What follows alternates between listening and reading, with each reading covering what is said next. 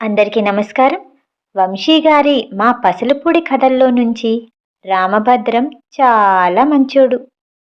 Executive officer Prakash Rao గారి పెద్దమ్మాయి శ్రీకాకుళం జిల్లా రణస్థలంలో ఉంటుంది.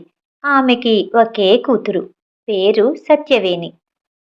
మొన్నే 4 ఏడెళ్ళి 5 సత్యవేణికి తెలుగు రావడం లేదని ఇక్కడికి తీసుకొచ్చి రామచంద్రాపురం కాన్వెంట్లో చేర్చారు. అయితే ఆ పిల్ల నెలకి 20 రోజుల పాటు కాన్వెంట్కి వెళ్ళకుండా నాగాలు పెడుతుంది.